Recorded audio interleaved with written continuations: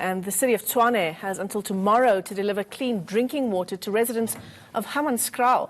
The Human Rights Commission issued that ultimatum. Residents have been experiencing water problems for a number of years. Now, the ANC in Tshwane wants national government to take over water services in the city. We are calling on national government to take over the water services of the city of Tshwane, to put them under administration and make sure that they commission that water treatment plant and they clean the river and make sure that really the people receive the clean water, because the city of Tshwane has failed. South Africa needs to find better ways of purifying wastewater. That's the view of water expert Anthony Turton, who we spoke to via our Skype line in Perth. What's happening in Hammanskraal is exactly the mirror image of what's happening in Mfuleni at the moment. So look no further than Mfuleni to see what's going to happen in other places unless we deal with this thing.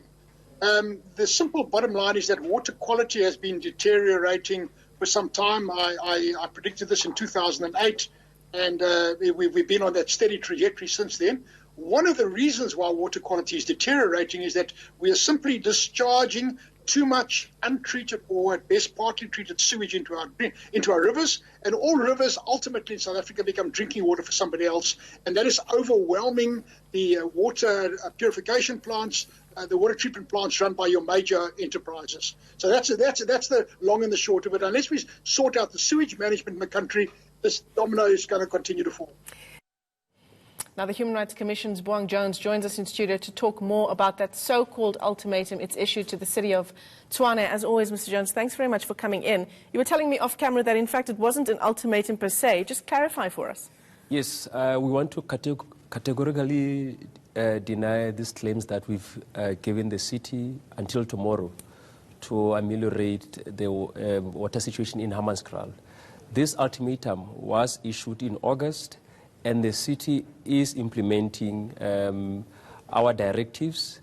We have received from the city their short to long-term action plans on how they are going to improve the water quality in Hammanskraal. And this includes deploying water tankers, which is currently happening, using another pipeline to supply water in Hammanskraal.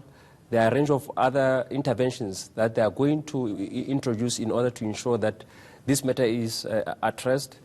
We are surprised that there's this assertion that we've issued another ultimatum when we are in the middle of ensuring that the city complies with our directives to provide water in the area. We are hopeful that the city will implement the short-term interventions that they have committed to doing. We were in Parliament 2 weeks ago, where they also made these commitments. The Commission was invited, the Department of Water and Sanitation and the city, and we've all agreed that there is a need for a consolidated plan that will ensure that we address all these issues in totality, because the city at the moment, in order to address this issue holistically, needs approximately 2 billion. And we've asked the city to look at using the USDG grant, Urban Settlements Development Grant, that they've been underspending on over the past 3 years. So obviously it's not a switch that you can just flip and say tomorrow there is great quality drinking water in Hammanskraal. It's a process that's going to take time. And further to that, you haven't given an ultimatum, but surely you've given a time frame? Yes, in our last correspondence to the city, we had given them until the 23rd of August. And subsequent to... And that's the 23rd of August next year? No. Of this year? Yeah, this year, so last month. And they then submitted their plans, the plans which we've accepted as the South African Human Rights Commission, the plans which were accepted by the Department of Water and Sanitation. So what we are doing now is to monitor the implementation of all these action plans. And it includes the flushing and disinfection of water networks and the entire distribution network, because some of the contamination is as a result of old infrastructure. They are going to refurbish the source of this water contamination, the Rooiwal wastewater treatment plant.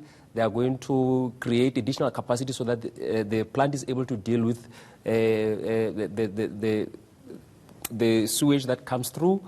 They are also going to dredge sludge from the Hammanskraal Dam, which has been there for approximately 10 years. So there are a number of things that they are doing. There are other water treatment networks or plants in the city that are in a critical situation, and we've asked the city to urgently address those. We'll soon be convening a meeting with the city to look at other challenges with other water treatment plants in the region. So this is a program that will take, I mean, is it overstating to say here, years?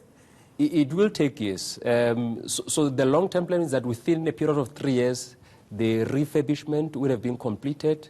There are other challenges, and we've said you must mitigate some of these risks, which includes vandalism. So there's a need for a review of security around some of this important infrastructure.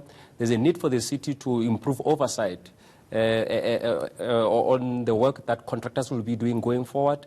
The city also has to ensure that there is proper budget allocation. Money should be ring-fenced to prioritize the refurbishment, the maintenance, and the employment of critical staff, because at the moment they don't have enough staff members to deal with these challenges. Yeah. It seems the Human Rights Commission is going into the realm of now actual governance, but it's an important issue, of course, access to clean water. Yes, governance failure affects the enjoyment of human rights, and we cannot sit idle by the South African Human Rights Commission and not do anything or when the people's human rights are at risk, and we'll do our utmost best in this instance to ensure that the rights of the people of Hammanskraal are realized and protected. All right, well, they'll be thrilled to hear that. Thanks very much for coming into studio. Boang Jones is, of course, from the Human Rights Commission, and he tells us there is no ultimatum that's been issued, but that work will proceed over the next few years to ensure that the quality of water in Hammanskraal is restored to full capacity.